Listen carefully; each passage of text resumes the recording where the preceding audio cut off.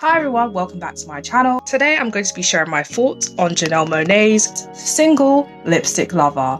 And you might have seen on social media, there's been a bit of backlash around the teaser of the video. Who is Janelle Monáe? So Janelle Monáe Robinson is an American singer, rapper, and actor. Their career goes back as early as 2005.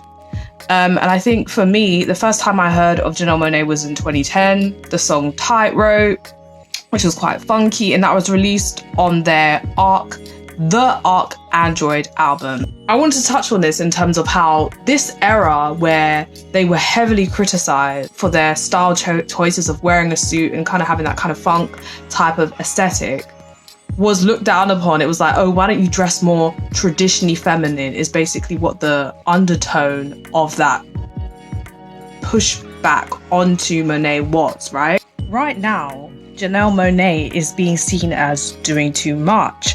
And there's a whole bunch of kind of like gendered language that you see used around people's disappointment and things like that in this video, right? But when Janelle first came on the scene, there was this sense that they weren't performing the gendered expectations of femininity that is assigned to someone of how they identified at the time. Specifically in this context of a brown-skinned, non-binary person who is confidently owning and expressing who they are. And with that comes how gender and gendered expectations tied to colorism. So you also have the sort of sexual liberation agency debate.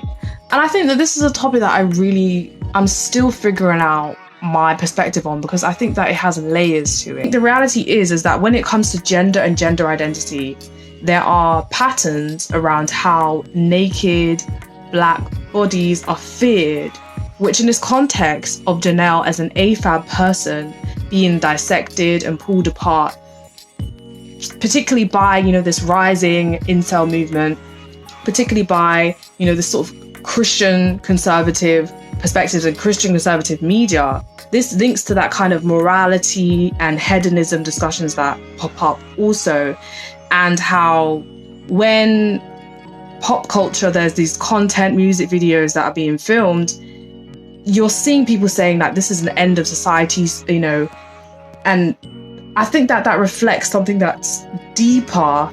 You are seen as a rebel, you're seen as disruptive, right? There's this kind of rejection, social rejection that you face if you present in a way that is seen as disruptive to social order.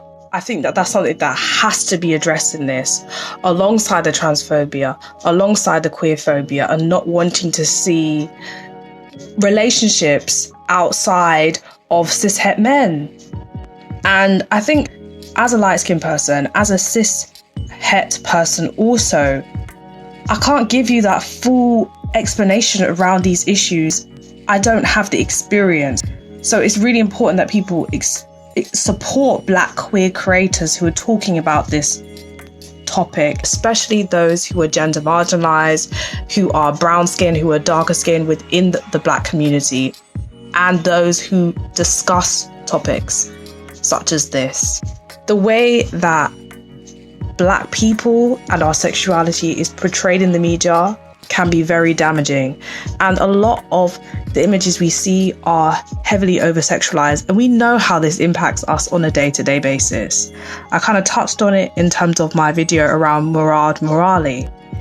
This kind of view of Black people as objects. And though I do think that, their artistry, they've got something to say, I like how they take up space. In this video, there's that pattern of, the Black form, Black figures being something to marvel at that I have an issue with. That being said, like anything, there are layers, as I have explored. And we cannot sit here and act like there isn't something significant about Janelle's artistry.